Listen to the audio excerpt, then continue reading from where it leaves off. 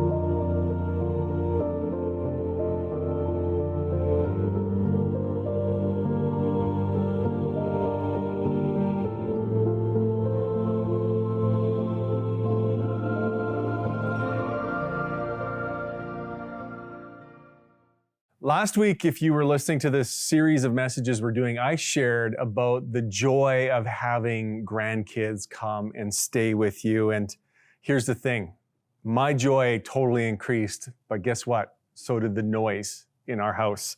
It has definitely been less peaceful the last couple of weeks, but I will trade joy for peace any day when it comes to grandkids, definitely. Interesting word, peace, right? Like when you say that word, there's so many ways that you can take it. For instance, peace and quiet, those kind of two words go together. And when we say that, what we mean is basically peace meaning quiet. It's kind of like two synonyms strung together. And that's what I didn't have much of the last couple of weeks. No peace and quiet, right? But, you know, there's another term like make peace. When we use that term, we're talking about solving a conflict or, resolving something that is not right. Or how about this phrase? Speak now or forever hold your peace.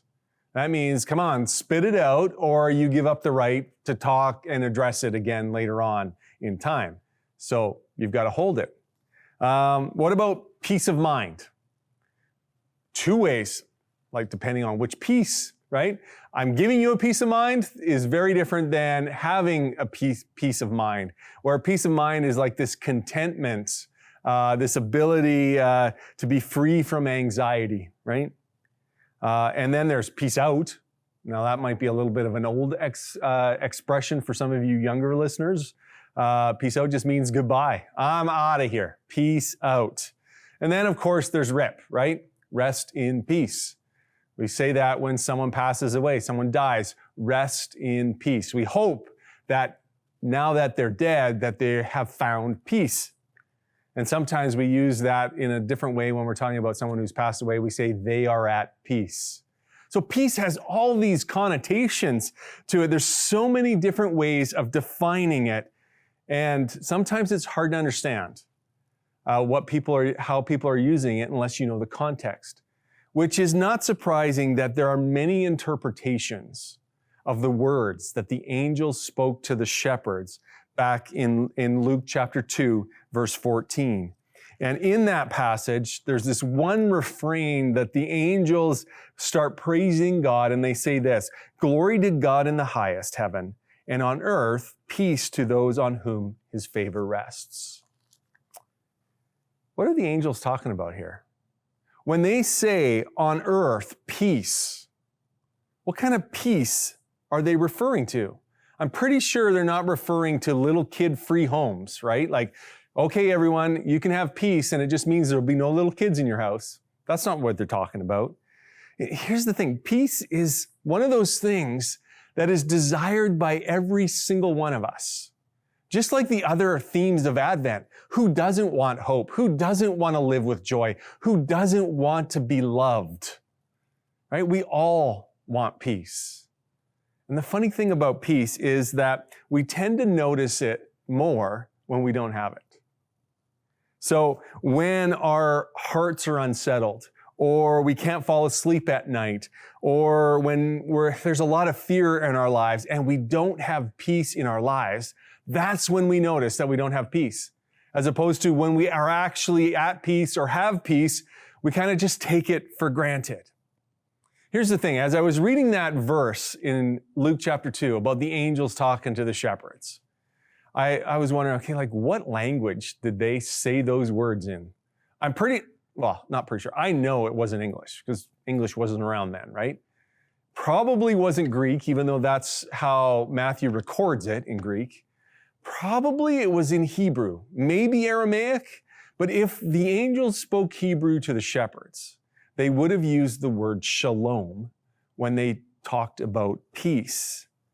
And shalom is this word that is used throughout the Old Testament that in our English translations, we often translate peace. And so it would make sense that they may use that word shalom. And if they were, and I think they were saying something when telling the shepherds that peace was coming to earth. And what were they saying?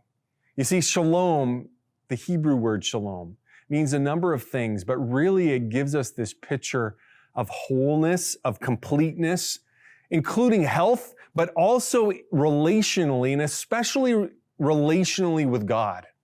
And so there's this idea that shalom has to do with our relationship with God being whole, and our relationship with others being whole and restored, and ourselves being at peace with ourselves in a sense, and being totally whole in and of ourselves. And so when we talk about peace, we use the word in an English context. We usually have to identify if we're talking about external or internal peace, right? We categorize peace.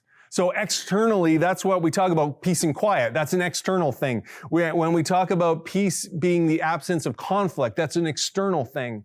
And then there's the internal peace when we use things like peace of mind or a struggle within our heart not being at peace. Those are internal things. Here's the thing about shalom.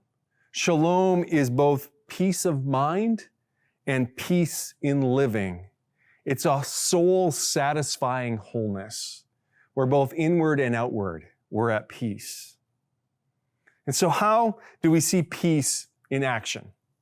If you've been part of our series this year, we've been doing Advent and we've been looking at the different themes of Advent through the ladies that are written about in Matthew's genealogy of Jesus in Matthew chapter 1. And so the first week we looked at hope and we looked at Tamar. And then last week we looked at joy and we looked at Mary and how she exuded joy. This week we're looking at peace. So you have three ladies to choose from. You have Rahab, you have Ruth, and you have Bathsheba. Which one do you think it is? Let me give you a hint. Let's look at verse 5 of Matthew chapter 1. And it says this, Salmon, the father of Boaz, whose mother was Rahab, Boaz, the father of Obed, whose mother was Ruth. We'll stop there. So now it's down to two. Which one is it? It's Rahab. We're going to talk about Rahab today and look at how we can see peace in her life. Next week, I'm spoiling it for you guys, Greg's going to talk about Ruth, and he's going to talk about how love is seen through her life. And so, what is Rahab's story? You'll find Rahab's story in Joshua chapter 2, and you can turn there. We're going to look at some verses in a little bit. But let me just kind of recap what's going on. In Joshua 2, the Israelites are coming into the promised land, the land that God has given them, but they have to conquer it. And so Joshua sends 2 spies to the city of Jericho to kind of do an evaluation of what's going on there. And chapter 2 tells us these 2 spies come into the city and they stay at Rahab's house. And they end up staying there. And the Bible tells us 3 things about Rahab. First, that she's a prostitute. Second, that she has a house that's on the city wall. And third, that she has parents, siblings, and obviously some nieces and nephews, but she does not seem to have a husband or any kids. Jewish tradition, when talking about Rahab, holds that Rahab is a beautiful woman and is often compared to the beauty of Queen Esther. And so she may have been, could have been a beautiful woman. But in looking at what's going on in this chapter, scholars also believe that she probably was poor. You see, people who lived by the wall of a city were not the rich people. They were the poor people. Because if a city was attacked and overrun, guess who got killed first? Those by the wall. The rich people in the city, the powerful people in the city, they would be at the center of the city, far away from the walls, giving them more time for their armies to defeat whoever was invading. And so scholars believe that Rahab probably was a poor person, but she had enough money to have a home on the wall. And many scholars think that what Rahab ran was probably like a brothel or a bar. And so, which makes sense if you think about it. A bar or a brothel with a place to stay, visitors coming into the city would go to these places to rent a room for the night. They would be able to get a meal. They would be able to hear the gossip of what's going on. Just think of like old Western saloons, right? You come into town, where do you go? You go to the saloon to find out what's going on in town, and that's where you stay. Many scholars think that's probably what's going on here in chapter 2. And so you have this stuff going on. And what happens in chapter 2 is that Rahab has these spies there. She knows they're spies. The king knows about Rahab's place. He knows that the spies have gone there. So he sends men to go get them. And what does Rahab do? Rahab hides the spies, lies to the king's men and tells them they're not there, they've left.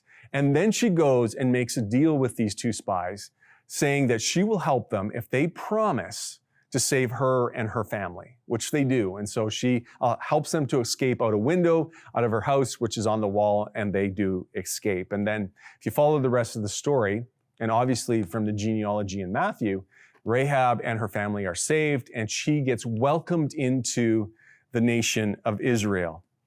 Rahab is mentioned in 3 places in the New Testament. Matthew chapter 1, and interesting to note, some scholars believe that Salmon, her husband listed here, probably was one of the spies that went in. Who knows, maybe. Makes for a good story, right?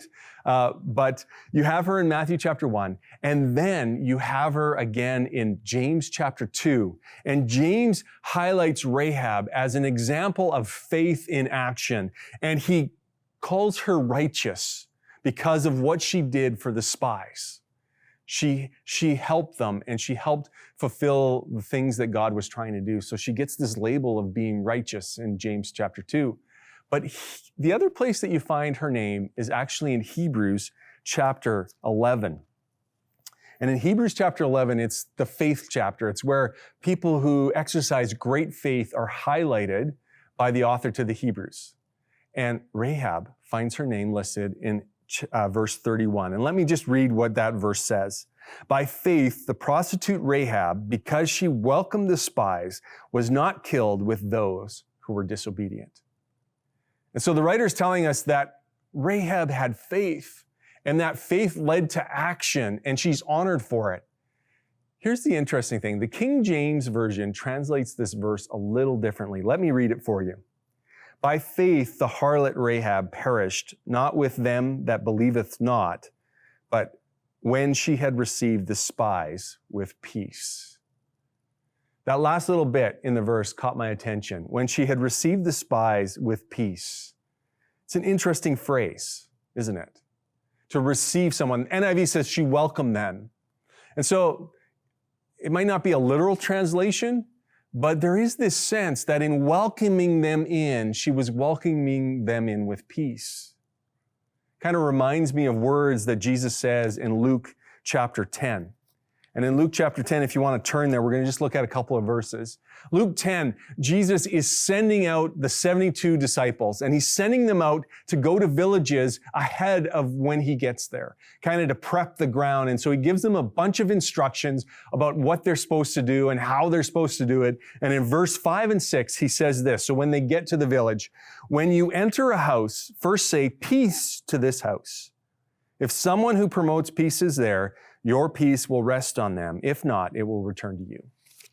So many have looked at this verse and talked about how these 72 were supposed to go out to the villages and find the person of peace in the village. And this kind of evangelism strategy has been used throughout the centuries since that time. And there's a number of things that this person of peace will do for, the disciples who are doing this. And so here's some of the things that people have come up with that kind of undergird what a person of peace does in welcoming someone in. So one, they will protect you from danger. So if they welcome you into their home, what they're saying, especially in Jesus' day, is that it was a part of hospitality. But once you welcome someone into your home, what you were saying to them is you would protect them from others. You become like their family in a sense. Second, if a person of peace is there, it means that they have been prepared by God to receive you. So for whatever reason, they almost expect you to come. Thirdly, the person of peace generally has a heart for others. That's why they're inviting you into their home. That's why they're hospitable. That's why they want to hear whatever you have to say. And then fourthly, a person of peace is spiritually aware. So let's see how Rahab stacks up to a person of peace that Jesus describes here. I think actually Rahab may have been the OG person of peace. So let's look at Joshua chapter 2, and we're going to look at verses 8 to 13. Let's read them. Before the spies lay down for the night, she went up to the roof. So this is after she had lied about them not being there and sent the king's men away and said this to them, I know that the Lord has given you this land and that a great fear of you has fallen on us, so that all who live in this country are melting in fear because of you. We have heard how the Lord dried up the water of the Red Sea for you when you came out of Egypt, and what you did to Sihon and Og, the two kings of the Amorites east of the Jordan, whom you completely destroyed. When we heard of it, our hearts melted in fear, and everyone's courage failed because of you. For the Lord your God is God in heaven above and on earth below. Now then, please swear to me by the Lord that you will show kindness to my family, because I have shown kindness to you. Give me a sure sign that you will spare the lives of my father and my mother, my brothers and sisters, and all who belong to them, and that you will save us from death. So you have this dialogue that she is initiating with the spies. And so look at the four things about the person of peace. The first one is, did she protect them from danger? Of course, she kept them safe. Right? She hid them and lied to the king's man and sent them away in a different direction. Secondly, was she prepared by God to receive them? Yeah, she had heard stories about what God was doing and what the Israelites were doing, and she realized what was coming upon her city. Third, what about a heart for others? You can hear it when she's crying and asking them to protect her family. She loves them, obviously, wants to have them protected. And then lastly, is she spiritually aware? That's verse 11. For the Lord your God is God in heaven above and on earth below. She understands who God is, right? You see, when I look at Rahab, I see her dealing with these external and internal struggles that are going on. War is threatening her city. War is threatening her family, and she realizes that the gods she has been following aren't the God she should be following. The God who could save her, the God who could bring that peace. And in peace, she protects the spies. She brings them in. And ultimately, the peace that she displayed to them was returned to her by the nation of Israel. And she's incorporated into the nation. Peace is something that you really want in new surroundings. you don't notice this until you're forced to change something, right?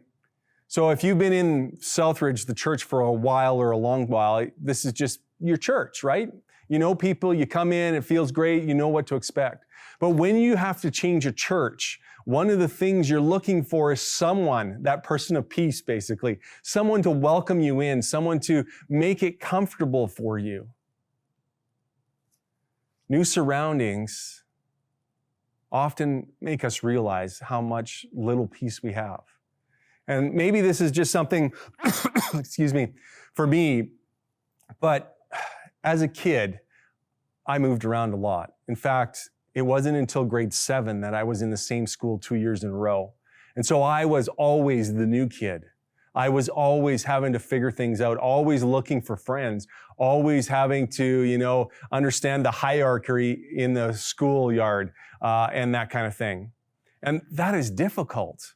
Always having to do that. And it's kind of stuck with me. And maybe I should go do therapy for that. Probably I should. But it's just made me aware of how important it is to welcome new people in and how important it is to try and get to know people.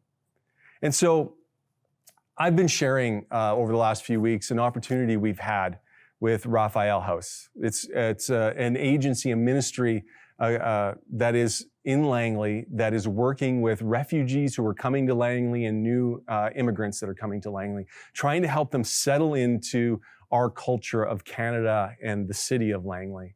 And they're doing some amazing work. And so I've been talking with them and we've been meeting with them and trying to figure out how we as a church could partner with them and help them do what they are doing really well.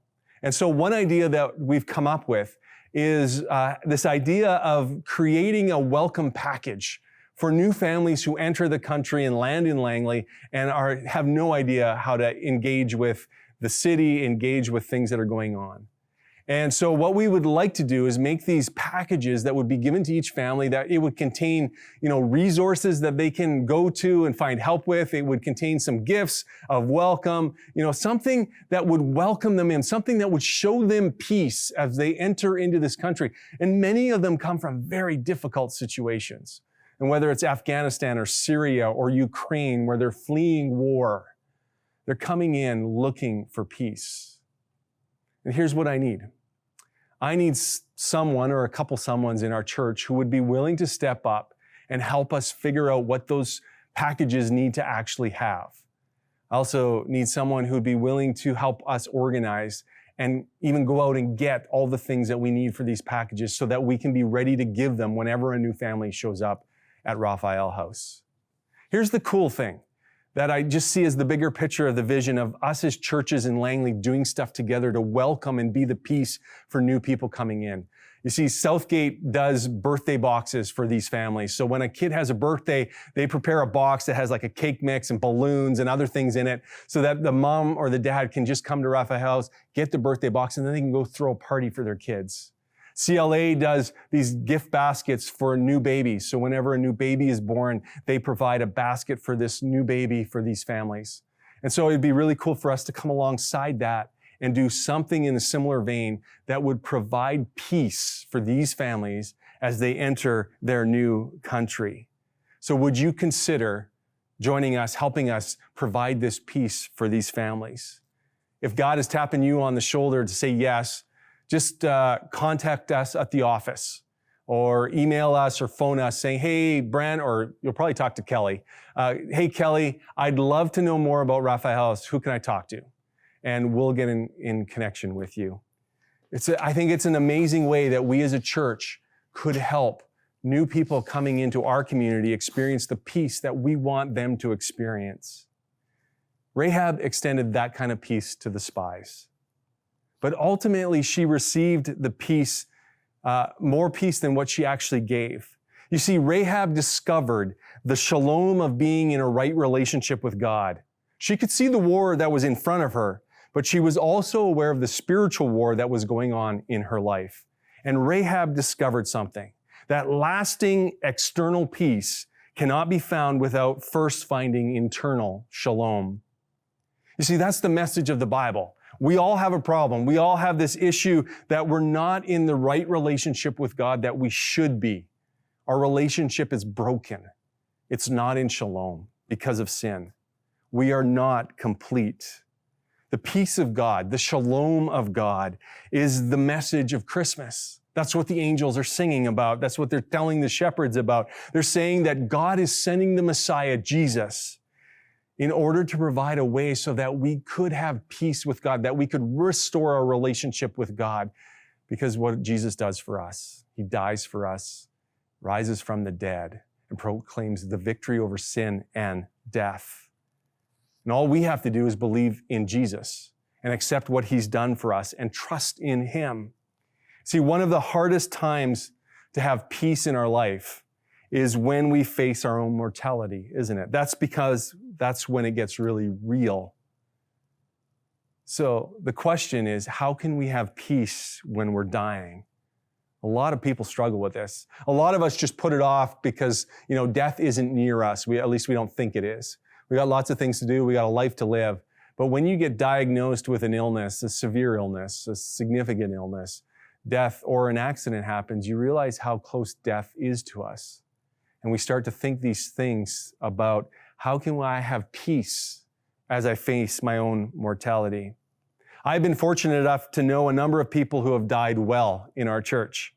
And one of those is my friend Ray Olofsson. You see, Ray was a man of faith and a man of humor. He made socks as he struggled with cancer. He had made socks made that basically said, "Out of my way, mortals."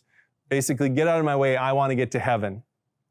And Ray was diagnosed with cancer in January 2016. And in December 2016, after almost a full year of having cancer, we videotaped him, asking him about his journey, which we then showed at the church in 2016. Ray ended up passing away in October of 2017. And I came across his video just the other day. And you know what? I thought it would be good for you to hear. Many of you don't know who Ray was. Some of you do know who Ray was. But the words he has to say, I think all of us need to hear. So listen to Ray share about his journey. Hi, my name is Ray Olofsson. I'm on a journey with cancer right now, and we just wanted to share a part of the story. Hopefully, it'll be a benefit to you. In January, I was diagnosed with cancer, and everything sort of reset all of a sudden. We had to deal with going through that process, the shock of that, dealing with family, and just trying to accept how then we live whatever time there is. And then over the period of the summer, we didn't decide. Throughout the treatment, they decided that it was terminal. Cancer was not going to be curable. So the last year has been mostly trying to deal with helping other people understand what's going to happen to me. Not medically, but just trying to, what's the new normal that we have to live? Because all of a sudden every conversation, our care group or small group, they had to walk through with me, and that's a burden to put on them. It can be a blessing, but it can be a burden too.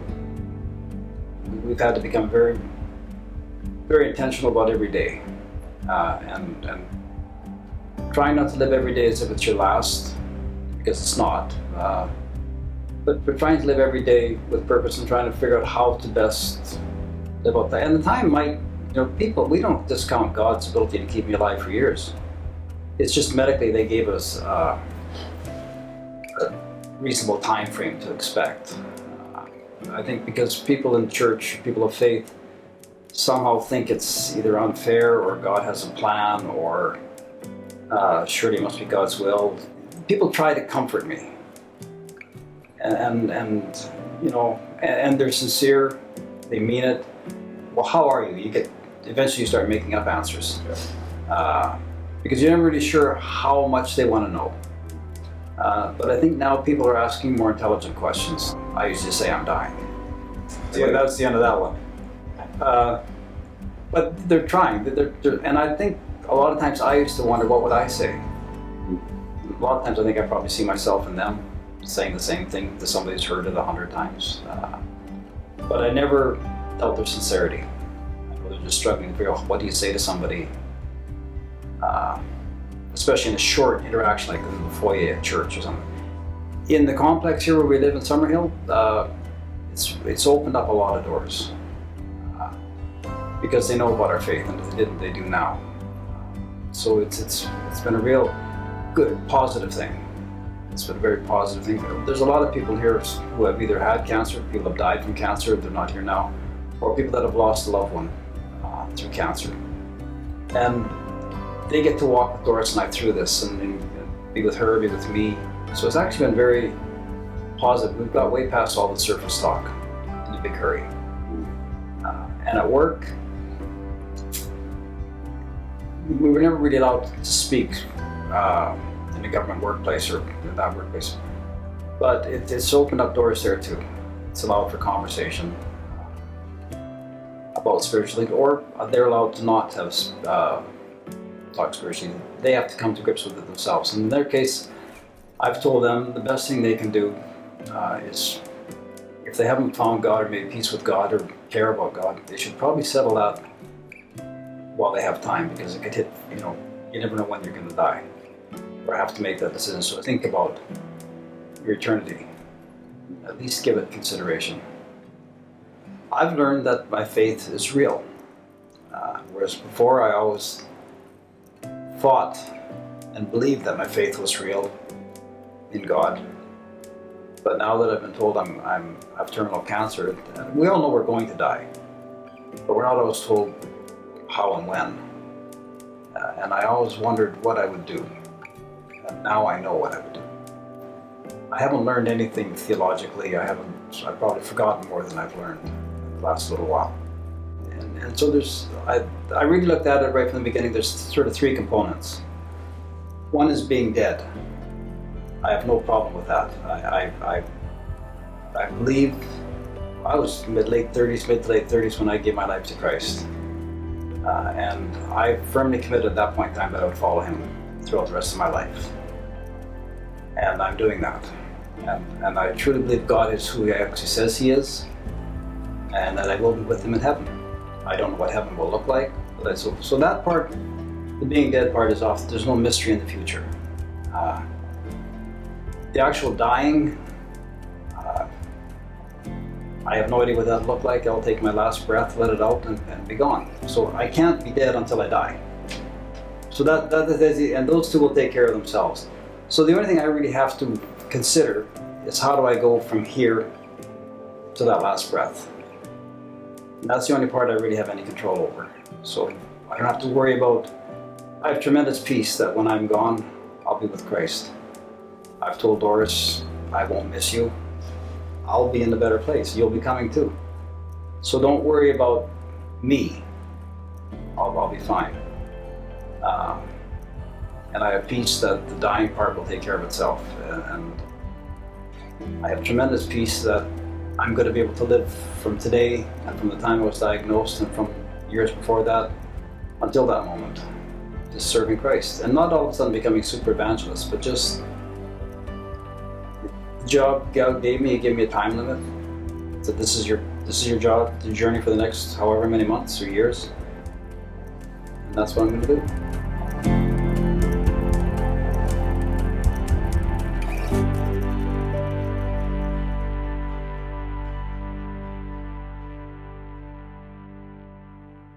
Isn't that a powerful testimony? I love when he says, being dead, I don't have a problem with that. I gave my life to Christ. You see the peace that he just exudes? I love when he says, I have peace that the dying part will take care of itself. And I have tremendous peace that I'm going to live today from the diagnosis until that moment when he actually passes. You see, Ray knew and has discovered that unless you have shalom with God, unless you have there's no shalom in your heart until you choose Jesus. That's basically what he's saying.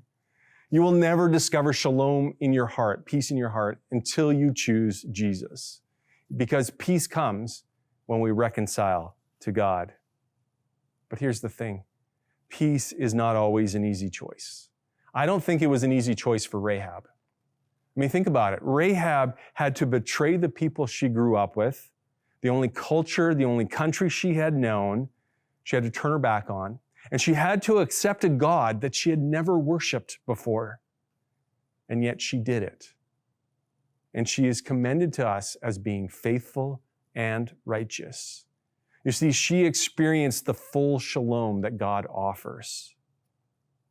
I would echo Ray's words to you. If you haven't found God or made peace with God, you should probably settle that while you have time. You don't know when you are going to die. Give eternity some thought. If you are searching for peace in your life, you will never find it until you choose Jesus. But if you choose Jesus, you will discover the peace that the angels proclaimed 2,000 years ago to the shepherds. Let me pray. Dear Heavenly Father, I pray. One, I thank you for the peace that I have discovered because I follow Jesus. God, our church knows the journey I've been on, the things I've gone through, and I have never not had a sense of peace in going through it. And my prayer is that everyone who is listening or watching this would have that same peace in their life. And I know that they can have that peace if they choose to follow you, Jesus. So I pray for the person who needs to make that decision. I just ask that they would call out to you and ask you to become Savior and Lord of their life. That they would choose to follow you, Jesus, and find the peace that you promise to give. In Jesus' name, amen. Thanks for watching. Before you turn this off, there's going to be, in a few seconds, a few questions for you to ponder a bit more based on what you heard preached just a few seconds ago.